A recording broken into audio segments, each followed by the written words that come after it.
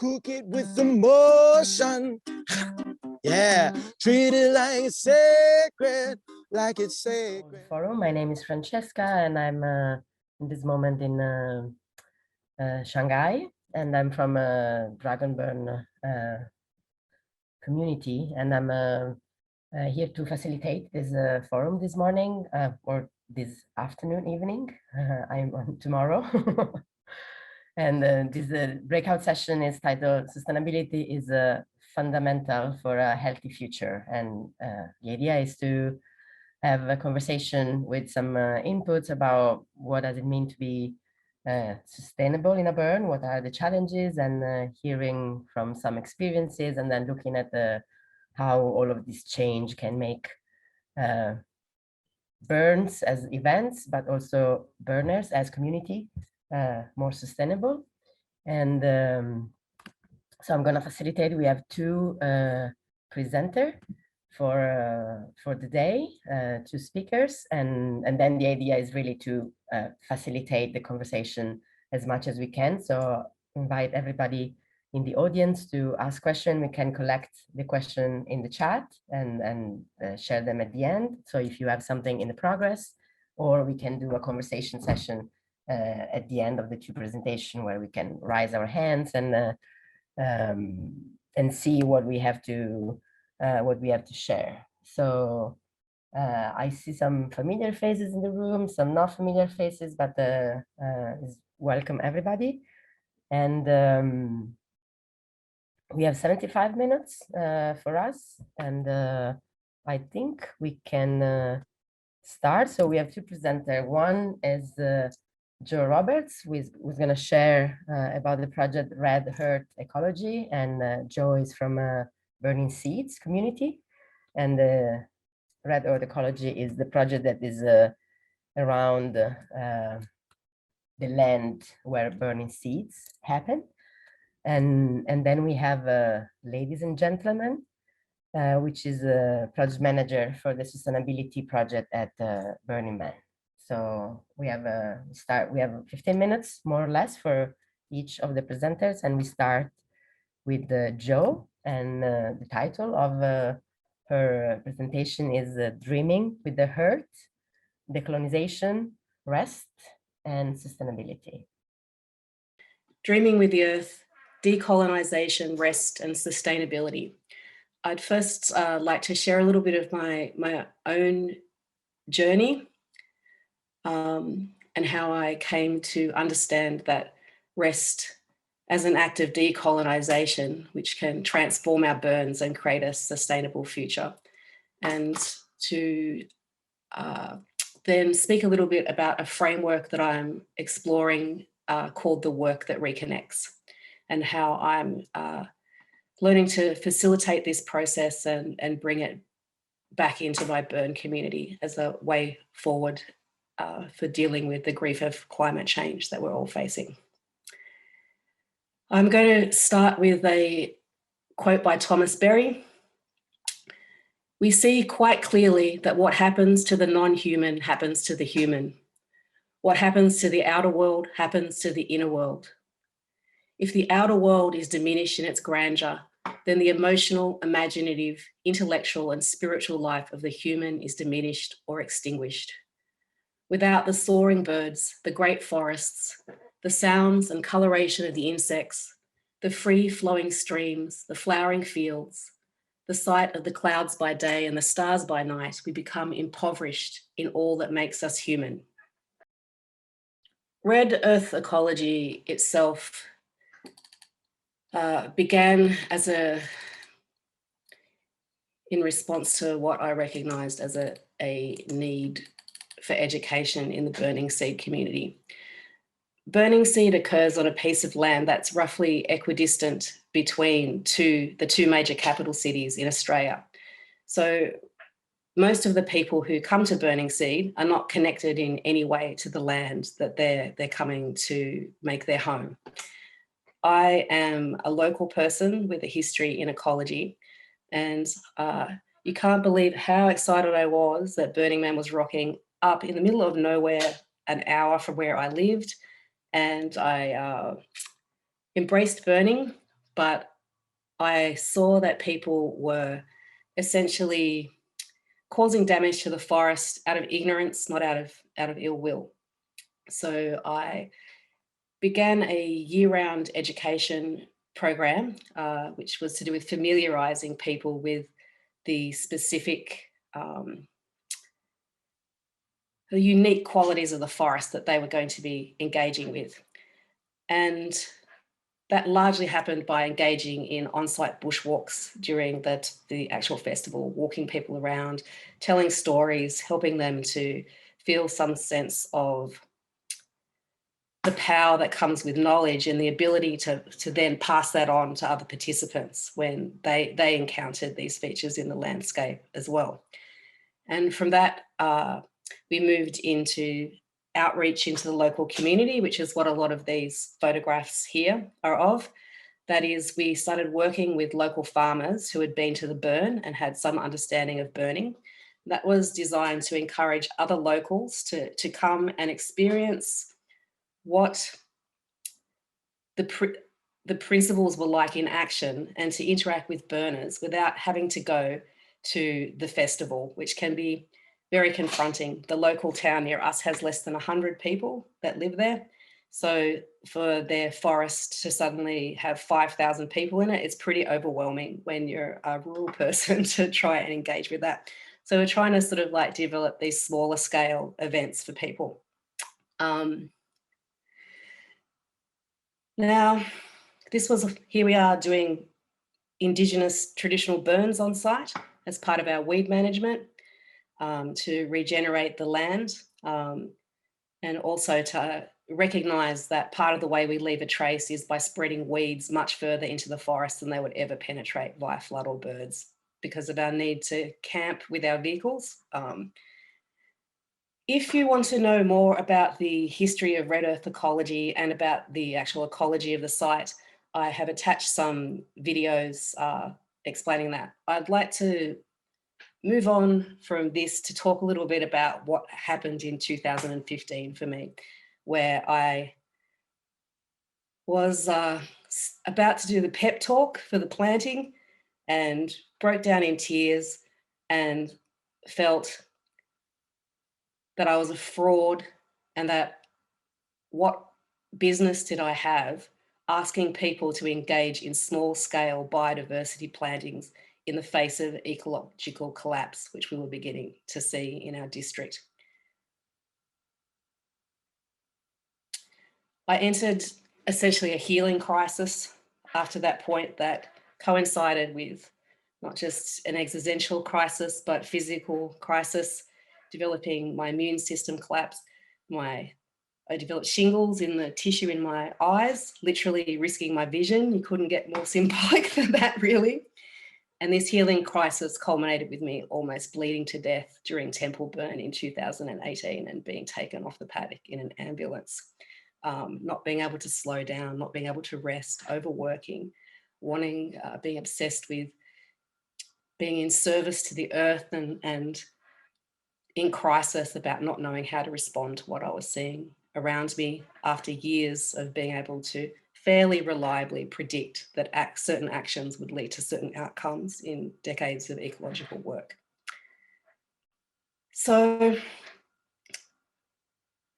I began to understand that I was burnt out and that the way that I was dealing with my ecology was actually based in a deep savior complex and a need to fix the world or save the world, and that I needed to change my practice, and that I was letting go of hope as the driving force for my practice, recognizing that for me anyway, my hope was actually connected to despair and warding off despair and armoring a false positivity about the future. I realized that my savior complex was another way of staying busy and avoiding forbidden feelings like despair, rage, emptiness, and grief. My hope was a mask that covered fear. Hope is oriented towards the future, but the future is unknown. When I lost hope, I had nothing to replace it with. I didn't know how to navigate landscapes, interior or exterior landscapes when they contained uncertainty and ambiguity. So I got sick and I was forced to rest. When I stopped my compulsive busyness and was no longer available, it was no longer available to buffer or be an armor that numbed me and protected me from feeling despair and the pain of the degradation of the earth and the enslavement and colonization of the human spirit and potential by the values of capitalism and the tacit remnants of religious indoctrination, which are the foundational belief systems from which our cultural values are formed. They contain the archetypes from which we form our collective dream. We call that dream society. In the face of a global expansion of the industrial growth society, we call this collective dream the world. What began as a dream has transformed into a nightmare for the earth, the global majority, and for the colonizing minority. The most profound shift in my consciousness is encapsulated in the following expression. I cannot change the world. I can only change myself. When I change myself, I change the world. I didn't know where to start. But I knew that it involved a return to rest and intuition, to dreaming, imagining, and integrating, and a shift away from constant doing. So just to give you an example of what this decolonization actually looks like for my own practice in Red Earth Ecology, it involves some of the following things. Shifting from primarily doing to being, accepting that I belong to the earth, rejecting the idea that the earth belongs to me, embracing the interconnected nature of all living things, acknowledging the sentience and wisdom of all living things, moving away from the idea that ecosystems have to be useful to humans in order to have a right to exist, embracing beginner's mind. What used to work no longer works, practicing saying, I don't know, acknowledging that I will die. My life is short. Unless I'm connected to deeper cycles of time, I have no way of observing meaningful patterns within larger cycles. Rejecting the superiority of the Western scientific model to Indigenous ways of seeing and knowing. Seeking out collaboration with First Nations mob, where I am is in Wiradjuri Nation and I'm on Ngarrindera lands. Listening rather than talking. Where known, using Wiradjuri names rather than colonialist names for places, plants, animals, and birds. Shifting the focus of the way I communicate ecological knowledge from information and facts to verbal transmission and story or metaphor. Valuing oral transmission, which is flexible and changes to accommodate the new over the written word, which is static and implies permanence. Recognizing that right action requires right timing. Moving away from the Gregorian calendar and using the sun and moon and seasons as markers for activity. Moving away from hand planting to direct drilling and seed bombs, which germinate when conditions are optimal, so I don't need to pretend I know how the system works. Moving away from naming discrete objects in ecosystems to learning about the signs of interconnectedness within and between ecosystems. On the paddock, it meant aligning Red Earth Ecology physically with our first camp, which is our Indigenous camp, placing it within the bounds of that camp. And next to the Yindiamara circle, which is a fire that burns for our entire, for the whole time burning seed is on. And it's a place for people to come and engage with First Nations elders and speak with them. And that word Yindiamara infers concepts like respect, listening, and going slow about things. In the face of rapid climate change, accepting the futility of the old restoration mentality and moving towards regenerative and eco-psychological positions. Incorporation and the incorporation of Red Earth Ecology, that's what we're working on at the moment. We're actually incorporating as a separate entity from Burning Seed.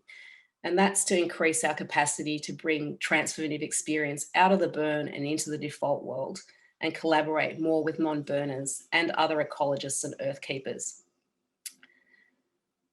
I'm learning to facilitate the work that reconnects, which I'll talk about in a little while, and bringing water ceremony to the burn to balance the fire and yang energies. Shifting from a Western ecological mindset to a deep ecology mindset. Now, deep ecology is an environmental philosophy which promotes the inherent worth of all living beings, regardless of their utility to human needs, plus the restructuring of modern human societies in accordance with such ideas. It's quite radical. Rejecting the idea that being on Earth is a punishment for original sin, that there's a better place waiting for us, that paradise is elsewhere. Recognizing that I live on colonized lands and that I myself am colonized. The lands that I live on all have a recent history of sustainable interactions. The land itself is the primary determinant of what is right action. It determines what is desirable or inappropriate. And my primary relationship with myself needs to be moderated by and filtered through the consciousness of the land. We are interdependent. I am an ecosystem within a larger ecosystem. Now, I am pleased to say that I am on the other side of my healing crisis and learning, thinking about ways that I want to use the energy that's now re-available to me. But just as I emerged from my own healing crisis, I came to see that the collective is now at this place. The world is in this place at a healing crisis, and the structures and institutions of capitalism are beginning to unravel, and we're beginning to see the erosion of patriarchy. We're also in this place in our burns, in a place of forced rest, downsizing, and it's an opportunity to dream and imagine so we can know what right action in the now actually means and integrate the shadow of our burning practice. Something that is really instrumental for me in keeping compassion is to understand denial, particularly climate denial, as a stage of grief rather than a position of ignorance or choice. It's the first stage of grief, denial. If we don't have the personal capacity, or our culture does not have the capacity to transform grief through the stages into acceptance, then we stay in a safe existential space. Anger, bargaining, depression, acceptance. Acceptance is the key to being able to face what is. Facing what is the key to knowing what right action in the now might be. Burns are transformational, primarily for the individual. How do we translate this experience into the default world? As our society and ecosystems undergo rapid change, there will be no us and them anymore, no burniverse and default world, only us. There will only be us. We will all be in this together, facing the great unraveling. I believe the Burning Man project can be profoundly involved in holding space for collective solutions to arise and remain relevant during this time between worlds. The old is crumbling and the new is yet to fully emerge. Our burns are an expression of a value system. The principles and our desire to disrupt the habits of the default world, but new ways are difficult to maintain outside of the inversion of the burn. How can we disrupt the habits of the default world outside of the burn? Circling back to the idea of the inner and outer being synonymous, the way we treat ourselves is reflected in the way we treat one another and the way that we treat the earth. My observation is that the burner world is deeply colonized by default world capitalist and religious values. Some examples, we often talk about how burning is a do-ocracy. It began as an idea around taking personal responsibility for your outcomes and as a way to empower volunteers, but it becomes a distortion where those who do the most are rewarded with social capital and encourages burnout, savior complex, and also the development of hierarchies within our burns. Most of the burns I'm involved with are pretty obsessed with growth And I see that as a value of the industrial growth society, where we equate bigger with better and use growth as a measure of success. Most volunteers I speak to feel that we can't take a break, or else we risk losing social capital in our organisations. We feel guilty for not doing enough. We carry religious ideas like there's no rest for the wicked and that idle hands are the devil's playground. We've grown up with these ideas. We make things complicated by valuing what is hard and distrusting ease. These ideas are linked to ideas of suffering being synonymous with virtue, and that we will be rewarded for our suffering. We hold our burns on rather than with the land, and we do not include the land as the primary stakeholder. We use a utility mindset when we approach our burning. And many burners have a saviour complex. They're obsessed with fixing the default world, but we position ourselves as standing outside of the world we wish to change, which is a form of hubris, superiority, and arrogance.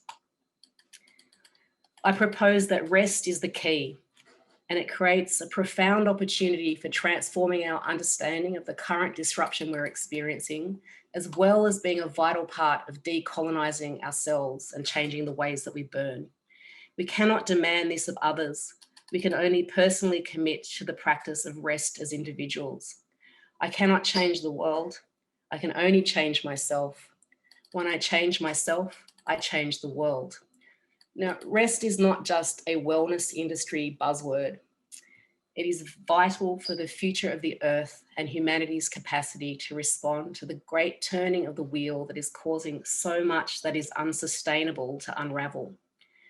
If we're to reimagine our burns for these times and know what constitutes right action, then we need to allow for the transformational potential of the liminal space of rest and dream to exist within us in much the same way that the burn creates a liminal space for transformation. It's a space of deep imagination, deep generative freedom for us. Many of us know what we see in the world at the moment, but we don't yet have the words for it.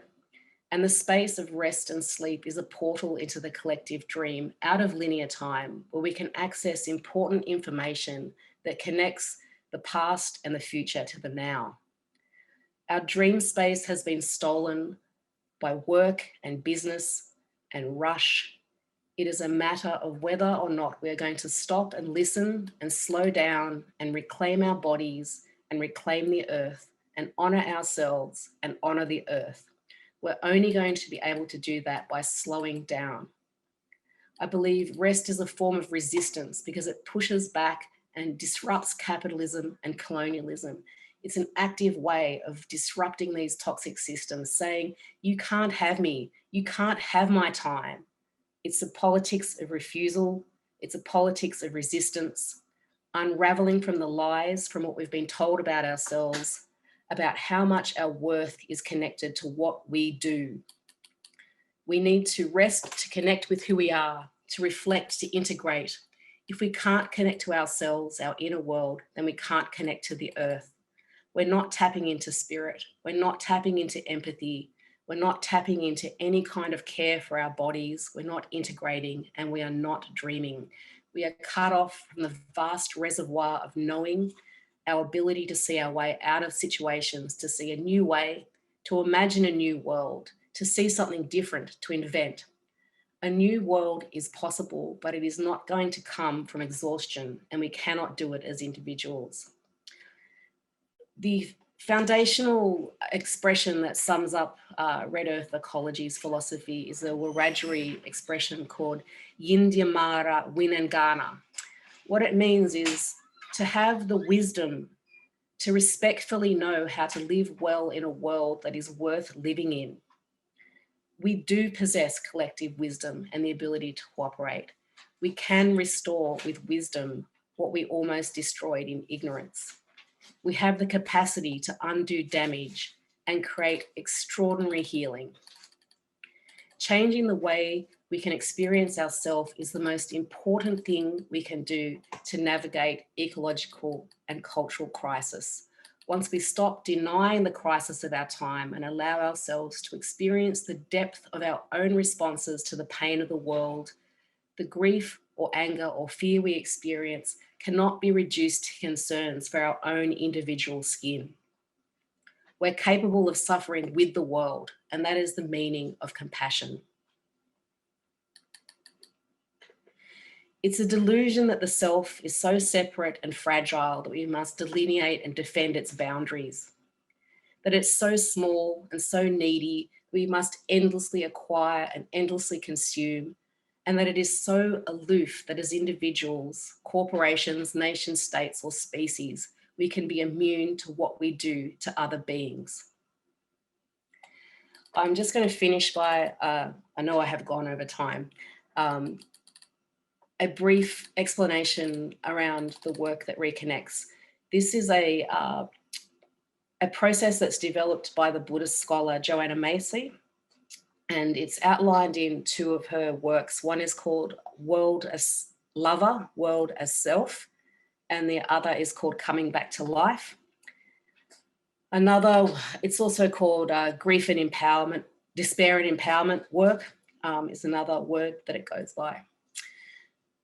Its purpose is to, so I'm training in this process and I'm going to bring this work, offer it to the Red Earth Ecology community first and to other ecologists, and then start bringing it to burns in Australia as a process that people might want to undergo during the week that they're burning. Its purpose is to enable and empower us to reclaim connections that are our birthright, but which in our society have been forgotten. Our connection to the earth, to the web of life, to community, and to ourselves. The work is an attempt to address the crisis of perception, otherwise known as the delusion of a separate self, that is believed to be at the core of the ecological, social, and economic troubles we're facing. It helps to facilitate the realization that we are interbeings, we are interconnected to one another. It consists of a series of workshops, and during these workshops, people are encouraged to begin to uncover and experience their innate connections with each other and the systemic self-healing power and intelligence held within the web of life. The recognition of our interconnectedness invites the spontaneous healing of the psyche and, by extension, of the systems that were born from the deep split within us. Through this process, we also come to see the inseparability of personal, cultural, and ecological healing. As we flow through the spiral, which is another name for this work, we generate gratitude, validate and express our grief for a world in trouble, shift into a wider and deeper sense of self, and nourish the unique roles we each play in the collaborative constellation of actions necessary to facilitate the shift towards a regenerative and sustainable culture. This process also helps to facilitate access to inner resources, builds resilience, ignites inspiration, and strengthens our intention to act on behalf of our larger Earth body. So that's pretty much the end of my presentation. Thank you, I'm Jo. still learning now. My next goal is to learn the difference between rest and relaxation, but rest is a good starting point. Thank you for your time today. Thank you, Jo. But yeah, thank you so much. My name's Stephen Chun, or ladies and gentlemen. I'm the Sustainability Project Manager at Burning Man Project. I'm going to be sharing a little presentation with you today.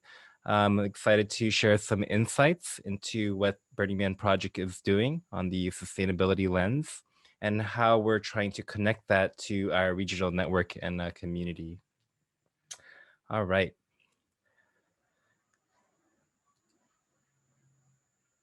Great. So, yep, this is just a little bit about our journey to environmental sustainability. Some people ask me, what do I do as Sustainability Project Manager? And I would say that about a third of the time, I am writing proposals on things that I think can help us achieve our goals. The other third of the time, I'm really just connecting with the community. I think I've realized that, when I first took this role, um, I thought I kind of needed more credibility. I needed some more like degrees and PhDs and all these things. But I realized that our community is just so incredibly powerful and that we have all this collective knowledge and that we need to learn how to kind of connect all those dots and start building those relationships. So that's how I feel a large part of my role. And then the other third, I would say, is just working on systems and processes so that we can engage with more people, right? We're not a huge organization, at least for the office people, but we're thinking about how do we scale the work, right? How do we get hundreds of people to work together on this instead of just a small group of people in an office? So moving on, our agenda for this presentation is quite simple, just a little bit of an overview of what we're doing at the Burning Man Project organization, some of our current projects, and the future visioning. Moving on. So some of you might know a couple of years ago, we published a 2030 environmental sustainability roadmap, and we outlined 3 goals. The first one's no matter out of place, to handle waste ecologically.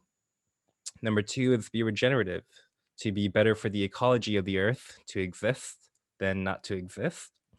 And 3, be carbon negative, remove more carbon from the atmosphere than we put out. Moving on. And so within our organization, we created a sustainability team. This is a collection of individuals from all around the organization, ranging from government affairs to communications to purchasing. We really have just a wide collection of people working on sustainability together. We kind of had initial discussions on, is this a department? Is this a whole different group of people and roles? But we really realized that sustainability touches on every aspect of the organization, right? Everyone has a part to play here. Within our sustainability team, we have 4 smaller work groups. We have a team working on waste streams, how we can move towards being zero waste. 2, carbon emissions. That work group is essentially charged with creating a carbon emissions inventory for the event of Black Rock City. We have a sustainability education team that focuses on, as Joe kind of mentioned, that, there's a lot of, issues that arise from just ignorance, not necessarily people trying to do anything wrong. So we realized that a large part of this was through education, through communications, doing virtual events like this.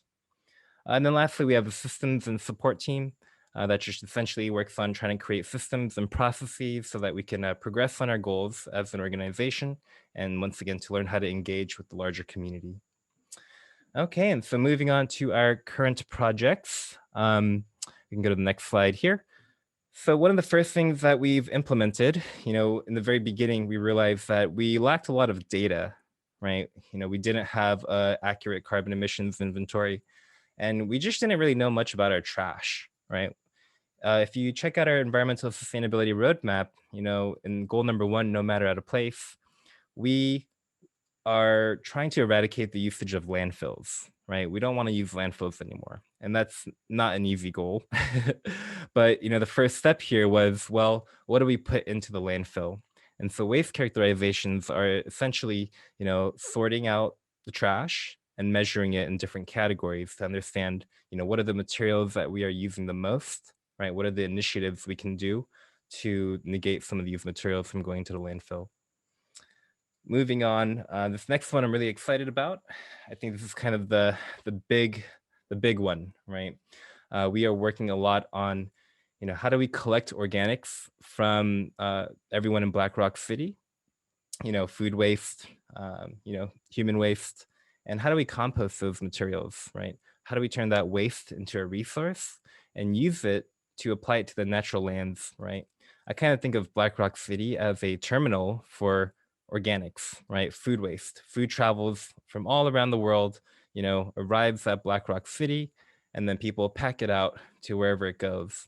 But what if we can create a new stream of waste, right? A new pathway for that material to go into the local community, right? To transfer those nutrients into the land, to then grow, to remediate the soil, to help reverse desertification, to sequester carbon, and to grow food. So that's a big thing we're thinking about and working on. And yeah, moving on. Another exciting one here is the Loggi Design Challenge. If you aren't aware, we had a partnership with the Land Art Generator Initiative, and we held a design competition. And so we have, I think we had almost like 180 submissions. There are, 10 winners, and then we have a shortlisted proposal. So you can check out some of these links here, and you can learn more about the proposals and projects. And they are centered around, building infrastructure in an artful way, focused around power, regeneration, food, water, and shelter. So we're really excited about this. In just a month, we're going to have these teams come out, and they're going to begin prototyping this summer on Fly Ranch. All right, moving on. This is another great initiative that we're super excited about. We have a collective of theme camp organizers called the Green Theme Camp Community. And really they came together because they said that, they wanted to, they were all working on sustainable solutions for their theme camps, but they realized the need to work together with the larger community. So these theme camp organizers created this community, and things are rolling, and it's open to everyone to be a part of. They have 6 infrastructure groups. They have a group on power, waste, water, transportation, food, and shelter. And so with those groups, they are collectively working on a couple of projects. So one is the BLAST certification. And that's essentially kind of like a LEEDs building certification, but for a theme camp, right? How can we get people reaching for the same goals in different infrastructure areas for their camps? Now, the next project they have here is called the Thrival Guide. And that's an open source, think of it like a playbook or a recipe book, where if people have solutions for, maybe a shelter or a renewable energy solution, right? This is a guide where people can share about that. And that way, you kind of combine the Thrival Guide together with the BLAST certification guide, and you start having this kind of model theme camp that people can kind of build towards, right? And learn from each other. And so that's really the big vision with this community is, can they create the model green theme camp, right? A camp that, is sustainable, uses renewable energy, handles their waste ecologically, is mindful of where their food comes from, has solutions for their gray water, right? And creating that theme camp and using those lessons learned to share with the world, right? We want to see if, these things can be applied to disaster relief areas, if these things can be used in refugee camps. We know that climate change is becoming more experiential than conceptual. And so we want to be able to, use this knowledge and infrastructure that burners have to support these humanitarian efforts. All right, so moving on. I think one of the big things we noticed was, there's so much work happening around the world in sustainability. But it's hard to connect everyone together, right? It's people kind of work in silos. People are kind of all reinventing the wheel, and so we, a big part of our work is how do we bring all the people together to, accelerate that progress, to learn from each other, to teach each other, and to collaborate. So we created a platform called Burning Man Hive, and it's essentially a kind of like a social learning platform to connect with one another, to learn, and to collaborate together. It's a platform that you can host training courses on. So, we envision this place becoming a large library, right, of information. And so within Burning Man Hive, we created a process called Sustainability Lab. This is a facilitated process where people are kind of facilitated through a few phases, right? They begin by connecting with one another, then, exploring some of their ideas and sharing some of the ideas and getting feedback, and then constellating, right? Starting to kind of find those people, where you find resonation with and begin working together, and then further on developing those ideas. And it's really exciting. We're trying to bring all the people together, and it's also a way for Burning Man staff to also be able to connect with our participants that are working on these cool projects, right? I think for a very long time, many people have had, ideas around sustainability to propose to the organization, but there was never really like a process for it, right? There was never really a space. So I think a lot of people felt unheard over the years around their ideas for this kind of stuff. And so this is one of the solutions to that that can be, easily scaled. All right, moving on. I'm gonna take a sip of water real quick. Oh, moving on. And so I want to invite everyone to an event we are doing on July 16th. We have a 2021 sustainability report out. And so we'll have a 1.5-hour event where we'll share all the updates on things that we're working on and that we are planning to do. And we're really excited about this. We think this is going to be a big moment where we share a lot of the progress that we're excited about and that we're proud of. And we really want to use the moment to rally the community together, right? To begin kind of accelerating some of this work and to begin kind of building that momentum to move forward. Moving on. And here is just a few more things that we're working on. We're going to be releasing a carbon emissions inventory this month. So we're really excited about that. It's a huge, huge effort to calculate our greenhouse gas emissions from the event. So that'll be in a few weeks. We are also going to be powering the man base through solar energy. We're going to have some educational content and trainings, something like a zero waste training for Burning Man or Black Rock City. We'll be working on a carbon offset portfolio. We're doing some cool initiatives with the Paiute tribe, the Pyramid Lake Paiute tribe. And we have some fun things, where we're trying to connect with our community of Gerlach and see how we can also support them, developing their town and the quality of life there. And also just doing sustainability projects that can help, grow food or, help compost, things like that. Okay, so moving on to our future vision. So these are kind of just ideas, not necessarily saying it's going to happen yet, but it's kind of what we're focusing on, what we're trying to push towards. So our North Stars, right? We are really thinking a lot about, connecting our networks, right? How do we connect everyone together? Having an open source approach, we want to do this in a way where we're very transparent about the work we're doing and that we want to encourage collaboration. Next, we have the models of regeneration. Some of us kind of look at Black Rock City, and I think Burning Seed's a great example, right? Where can these events be, places that regenerate, the earth where they're at. So we are trying to use Black Rock City as a model for regeneration and learn how to scale that by sharing that, information with our network with larger or with regional events around the world. And then the other thing we're highly considering is, how do we expand out of Black Rock City, right? How can we use this infrastructure and knowledge, not just for Burning Man events?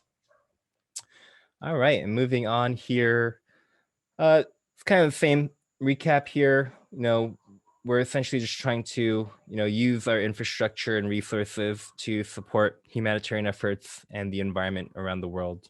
That's a big thing we're focusing on.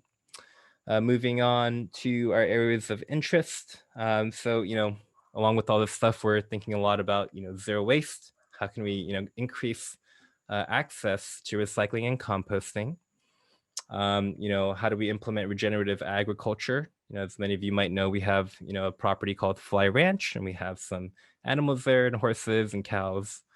So some of the things we're considering, ecological restoration projects and carbon offsets. We're working with quite a few companies that have different direct carbon capture solutions and also not direct carbon capture. And we're trying to create a portfolio where people can purchase carbon offsets, but also by having a portfolio where people can learn about the different efforts happening in the world and what are some of the pros and cons with each of these efforts. Okay, next. And I just really want to tap into this ecosystem restoration part. If you haven't heard of ecosystem restoration camps, they're a really awesome organization. And essentially they go to areas that are turning into, or they go to desertified areas that are becoming drier. Their soil is becoming, less fertile, and that they're losing water. And, we're trying to use Black Rock City as a place to, divert the compost and the organics to input it into the land, and then to grow food, to, grow more microbial life, remediate the soil, and bring, economic and, human sustainability to our local areas. The last thing I want to mention here on our next slide is this organization, the Ecosystem Restoration Camps. They're all over the world. And so we started to notice something interesting as we were mapping them out. On these maps here, the blue dots are ecosystem restoration camps, and the red dots are regional burns. And so we're trying to, begin finding these connections, right? What if these events can connect with these restoration camps and start utilizing that energy and the resources together? And so that's really how we're trying to connect this to the regional network, right? Some of the work we're doing here, we're trying to figure out, okay, how do we divert the compost, right? How do we actually integrate it into the land? And how do we connect it to environmental efforts and humanitarian efforts? Okay, yeah, and so the final slide here, we have a form called the Sustainability Contributors Form. If you're interested in getting onto our newsletter and to hear updates from our sustainability team, that's the form for that. You can also share information about yourself, and we have a database in which we, query and look at to see, when we're working on different projects like a permaculture farm, we can look there and see, okay, who are the people that, are knowledgeable about permaculture. And that's just one example. You can also email us directly at sustainability@burningman.org. And yeah, would love to connect with you all. Yeah, we're really excited about this and excited to learn more about all the work that you are all doing. Alrighty, and that's about it for my presentation. Thank you very much. Thank you, ladies and gentlemen. And yeah, well, I'm amazed because we are a small team, but it's so dense and rich on the ideas level and the inspiration on one side, and how we like how the mindset is changing, and also all of this practice. And I think there is a few there's a few comments and questions that maybe we can go through inside of the chat. I think there is a lot of comments, so maybe I'm not going to follow all of the list in order, but Marco was asking, I think referring to ladies and gentlemen, talking about the organic, like how can we collect the organic of Black Rock City, but I think these apply also to the regional. What would be about the human waste? Also in places where porta potties, of course, like there is the infrastructure challenge, right? Yeah, I'm glad you asked. So with the diversion, what we're working on now is, we're working directly with the Green Theme Camp community. Something interesting about Black Rock City, right, is that we have, two completely separate systems in which waste goes through, right? One would be our staff infrastructure. So all of the builders and all the staff out there and volunteers, they use a separate waste, system than the participants in theme camps do. So the Burning Man Project organization is, mainly focused on, how do we collect and divert the materials from our staff camps. And then with the Green Theme Camp community, we have a waste infrastructure team there, and they're working on a participant initiative, right? How do we get all the participants to collect the food waste and either take it home or to bring it to, one of our local properties? We're really excited about kind of a new development we've had in some of our work. And sorry, my screen's getting really dark. It's getting dark over here. But we're working with the Bokashi brand, BRAN. And, essentially most composting methods are very lengthy and laborious, right? You got to turn the piles, or you got to put a pipe in there to blow air. There's a lot of just labor involved. But with the Bokashi system, it's a fermentation method. So the idea here is that all the participants put their food waste with Bokashi bran into a bucket, right, or a larger container. and then it ferments in 2 weeks and really accelerates the process. And then you can just apply it directly to the land. You can bury it and then just start growing plants immediately on top of it. So we're trying to create that education and provide some resources so that people can also do it on their own. In regards to the human waste, we have about 1 million gallons of wastewater at Black Rock City, right? So that's black water and gray water. The porta potty company we use, United Site Services, they actually have a biodegradable solution in the porta potties. And so actually all of that is screened and then applied directly to the land. And so they use that to grow alfalfa for like animal food. So that's pretty cool that all of that gets diverted. But we're also researching new ways, right? We have ecozoic toilets as well. And they actually also use the same Bokashi brand method, right? They have a tank beneath the toilet and you put the Bokashi in there and this EM1 solution, which is basically microbes, and they break down the nutrients and then you can apply that to the land as well. Okay. I think that there should be, I don't know how much of this information are out either in Playa or in the different communities, but definitely there is a lot of to share. And for me, one of the, I come from a regional that our connection with the land is not stable. And so some of this practice, of course, can be done, they requires time, right? So I think maybe the hive is the way, or like a way in which the regionals that there's a movable land, somehow they can focus on some challenges that can be, that they are not connected to the land, like when you were mentioning measuring the carbon footprint of very different activity. This is something that we can all start to do regardless of where we are. I really want to find a way. I mean, I think that for me, being here means that I have the legacy to bring back to the regional, really like many different actions that can happen. I think we have, I also didn't realize, yeah, that the mysterious blue fluid was biological. This is a great news, actually. Absolutely a great news. And if someone that sent some comment want to pull them out, John, I don't know if you want to read loud what you were saying.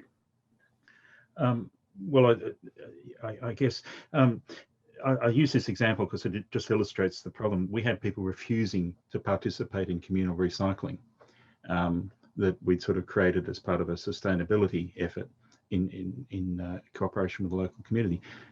They insisted on taking their rubbish home with them because they wanted to maintain their purity of the radical self-reliance. And it was kind of, you appreciate the purity of their motives, but when they took it home, it ended up in their bin and ended up in the council and then in landfill. How do you get past people's fixated view of, this principle is paramount? And of course, that really, I think, involves opening up a discussion, and we always need discussions about the healthy tension between principles, that none act in isolation, all act sometimes in contradiction. That's a healthy contradiction, and you make judgments about where you go.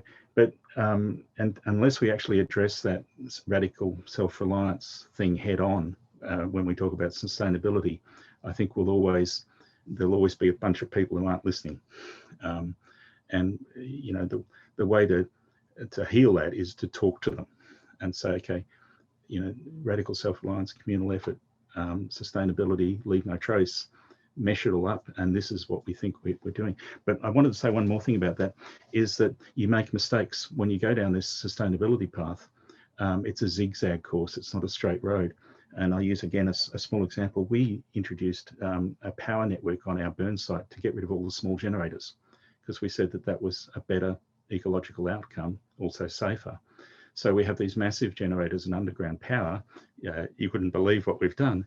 And we supply free power to people. Now, we've got rid of all the small generators and all of the polluting because they're much less efficient. In doing so, we've created a perverse outcome that by supplying free power, we've got people now dragging down more and more electrical equipment. And those small camps that a few years ago were heading in the direction of solar, which we'd hoped a theme camp would spread the message to other theme camps, are now you know, the strange people. And I'm only credit to them for sticking to their guns, but most of the theme camps are just going to these massive power engines. And because it's free, there's no threshold on it. And that introduces another tension. If I want to talk about, let's make people pay for this power as a way of suppressing the growth of that use and call it a carbon cost, I'm going to have people literally squealing and saying you're bringing commodification to the plier by charging us for the power. Now, short of actually just ripping all the power out and saying, you know, make do as you will, that putting a carbon cost on things that we previously that were supplying for free, I think will correct that. But that's an example of a great zigzag. You know, we were getting close to solar a few years ago. We thought we had the right solution, maybe it was at the time, but it's involved, you know, a long trip out that way and then back again. And I'd say one last thing, and again, this is about this ecology thing. You get a lot of people saying, I want to do something for the ecology, let's plant some trees. But ecology is very complex. And, you know, are they going to be the right trees for this environment? And again, it's hard to explain to people how difficult ecological restoration is, how subtle it has to be. People plant trees and they die. And they don't even notice they've died. They walk away thinking we've achieved something. Well, they've achieved nothing. And maybe they've introduced a pest species. So there really needs to be a very careful education that sustainability is not an easy path and it's not a straight path, but it's a path worth taking. Yeah, thank you for sharing those insights. You know, the first one I can really resonates with me in that there's kind of this cultural you know, friction with self-reliance and sustainability, right? You know, that's something that is a challenge within the organization itself as well, right? You know, a lot of the ideas presented really require people to, you know, work together, right? And so, you know, some of the things you already mentioned, right, of looking at all the 10 principles as a whole, right, that you can't just pick and choose one is, you know, something we often talk about as well. But, you know, when I worked in trash or waste management, you know, there were two things that I always found in the way of really making change, and it was culture and politics, right? And so this completely applies to us as well, right? And so what I've just been, you know, in the same way as you mentioned, you just got to talk to them. And so I've been trying to socialize, you know, the idea that, you know, self-reliance is, to me, it's, you know, it means doing your part, right?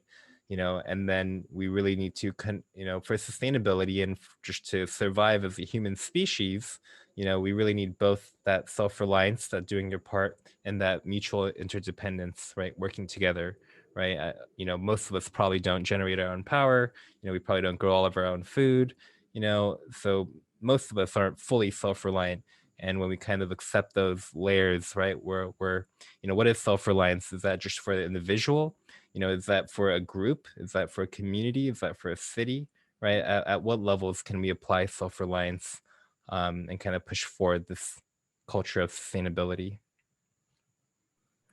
We had some conversation when the tension between the principles arises, like we had this conversation thinking about, instead of deciding which one is the most important, we should think that we feel challenged on that one, that it's in front of us. So maybe we should start a self-reflection on why that one is really making us like so engaged into a struggle, maybe because we're weak on that, or like returning the point in this way. Because there shouldn't be a fight, but like a support. I think Joe, as a Rise End, you want to say something? Yes, I just wanted to respond to what you were commenting on, John, about the human inability, like our seeming inability to not cause harm everywhere that we go. And, you know, actually acknowledging that we're in a place of deep ignorance is the starting point to remedying that. The district that I am working in has less than 1% of the original biome remaining, less than 1%. So it's a tiny, it's a system of degraded waterways and tiny fragmented pieces of forest. Like, I am not going to take on responsibility personally for restoring an ecosystem that's been degraded over hundreds of years. And rather than selling that to my volunteers as that's what we are doing, I began to approach it more from an eco-psychology point of view, that it's necessary for people to touch the earth and have an experience of taking responsibility for a living thing, and that helps them feel that sense of interconnectedness. But it's not an ecological solution. You know, at the moment, I've moved right back to basics: potable water, and maintaining topsoil integrity. Like that's where it's at, really, in the face of catastrophic climate change. So yeah. And as I was saying, that sort of, you plant things and you've only got your own lifetime's experience of seasons and connecting patterns to draw on, to try and make logical decisions about where things should lie in the ecosystem. Yeah. And shifting to processes that have more benefit ecologically often involve taking the human out, for example, and taking that human consciousness out of the landscape, i.e. direct drilling or seed bombs, where you, and that's a really fun thing to do in theme camps, like to get native seed and mix them up into balls with clay. And then you basically broadcast them. And then when there's adequate rain, the clay dissolves and the seeds flow down into like positions in the landscape where water's already pooling, where they're going to have the best chance of germination. So in that way, you're actually allowing the environment to plant your regenerative work for you. And it's a great, you know, kids love it. They love like getting out there and throwing things around, but taking that, understanding that you don't know yet, that's all. Like we can connect to those deeper knowings, but I think that again just ties into, but the first principle of ecology is do nothing. When I go to a site, I do nothing. I just look, or I cease doing things. Like we saw, like I think there was a point made in the by Tranquility, you know, that this these lockdowns have been one of the consequences has been arrest from human activity and this flourishing of like ecosystems and animals actually being able to utilize their habitats without humans involved in them. So, you know, just stopping doing things and doing nothing is the first place, and then engaging. Yeah, that's just what I wanted to say. Like to not, you know, we're all learning, and sadly for the environment, we learn through mistakes. So, you know, we it has to bear the brunt of that. But if we can reorient ourselves to learning directly from the land, I think that's a dialogue, a conversation with, rather than a doing to. Like, and yeah, so excited to hear about Bokashi. We've done that a bit at Burning Seed, and also run workshops, how to make your own Bokashi bucket, that sort of thing. It's super easy.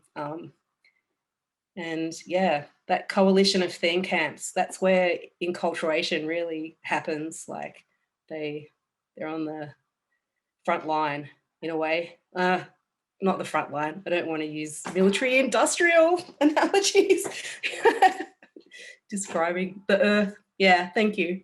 Thank you. Stephen Rasp, I think, right hand, right? Yes, first of all, Joe, I love your focus on language and the tyranny of language, and how language can really affect behavior and reflect value systems. So I applaud and encourage us finding the right language to get to the right place. I also love that you said, you know, we learn from our mistakes. And John Mack, to your point, there is a tension between radical self-reliance and communal effort when it comes to leave no trace and leaving a positive trace, in the ways that you do that. But to Joe's point, sometimes as an individual, your individual level of understanding and of your power and impact can be out of sync with the knowledge that the community has about how to solve that problem. So for example, I still believe that it's very helpful for someone that has no idea how much waste they create in a normal week to have to drive home with the trash, the stinking trash and leftovers in their vehicle, smell it, live with it, deal with the packaging, and see the impact they have every day when they can just put their trash out in front. And it's from that mistake, if you will, or that awareness that we've even gotten to the point where, you know, we want to try to figure out how to solve these problems through communal effort. But it wouldn't hurt for some people to have to live with their crap and not just have the problem fixed for them.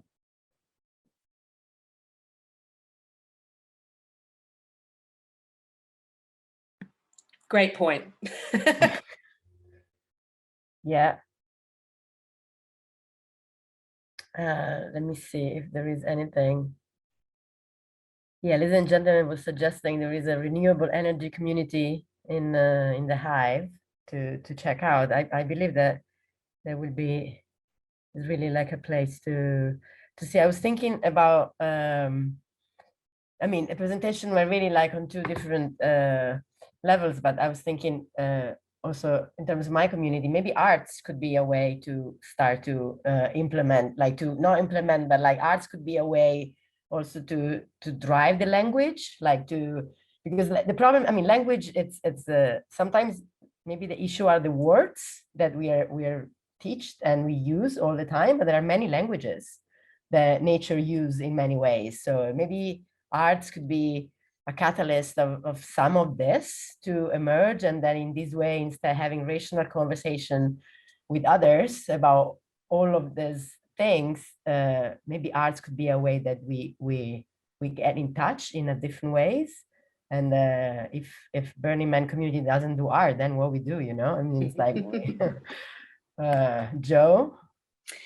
Yes, I just want to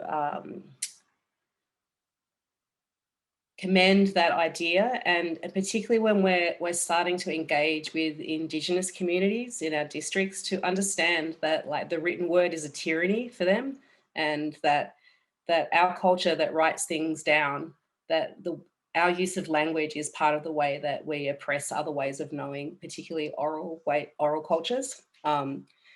We did in 2019, I did an arts program called Geographology, which was a cut-up project where I cut up all the local history books I could find in local libraries, from describing colonization, battles, books in First Nation language, books about farming, but essentially the whole history of people's interaction with the land, and then created a big map of all of the water in our district that local mob was responsible for being custodians for, and then invited people to just make cut-up, to use those cut-ups to rearrange all of the language that had been written so that certain narratives that had been suppressed ended up intersecting into dominant narratives through the randomness of like the bits of text that they were pulling out, just to sort of raise awareness about the way that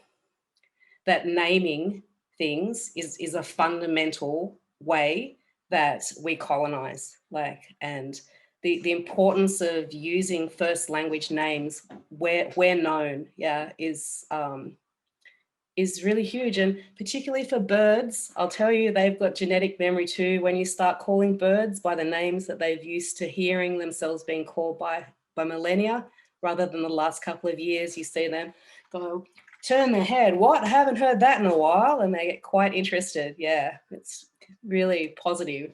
Yeah. But yeah, I think that's one of the main reasons that we're incorporating as well. We want to transform the model of what a typical land care group is, which is focused on planting, to incorporate art practices as well to help people reconnect with landscapes, because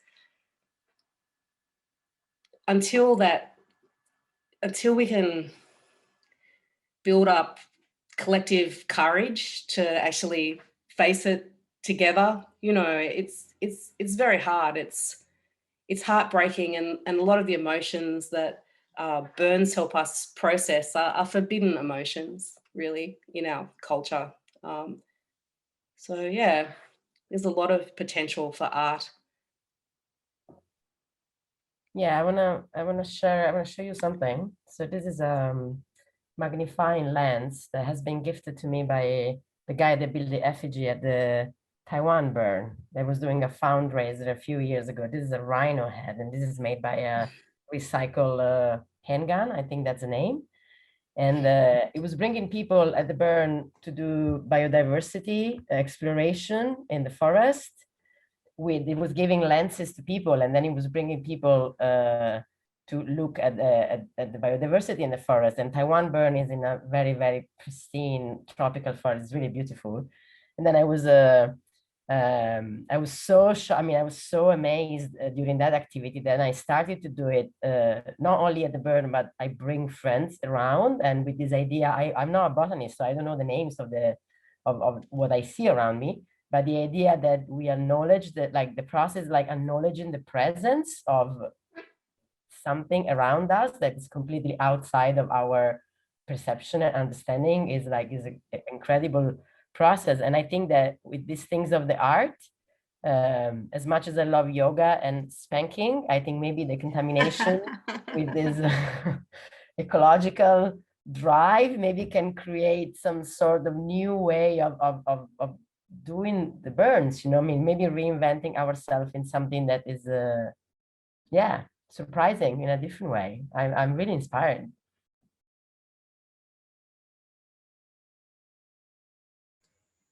Yeah, I think the last thing I want to add a comment to there, you know, is that for a lot of the sustainability work, you know, we view this year off, you know, quote unquote, as more of like a rebuilding, right? Not so much like just like we're pivoting around, trying to find a new direction, but it's really been a moment for a lot of us to reconsider, you know, what it is that we do and what is it that we need to do. You know, and this idea really stems from the renewable energy community that I mentioned, where they were, you know, I think a big part of their work is, you know, trying to help people transition, right? And the key word is transition, that they're not just going to, you know, switch all their power needs from a generator to renewable energy, but that you're going to have to start in little areas. But with that will come, you know, the realization that you can't just do it how you always did it, right? You know, you can't just use the same things, right? To live sustainability, you need to begin, you know, changing some of the core of your habits and things that you do and the way you live and the way you work. So yeah, just some thoughts. Yeah, so I think maybe let's do a quick check if anybody wants to add something at this last part, but I hope this is really the start. I mean, I'm like thankful for this opportunity to being all together, and for the forum, for this last session, and appreciation for all of your time and ideas and experience and presence. And we can see if there is anybody that wants to add something in this as a closure. Otherwise, let's share the notes. I think everything has been noted and recorded, and let's meet in the hive.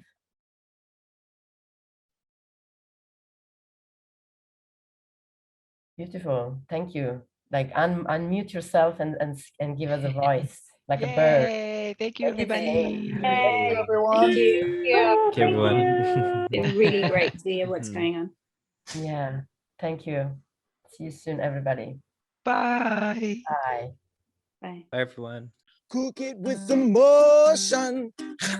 Yeah, treat it like it's sacred, like it's sacred. Cook it with emotion. You gotta cook it, treat it like it's sacred. Gonna make some music together. Beautifuls, it is fantastic to see you again.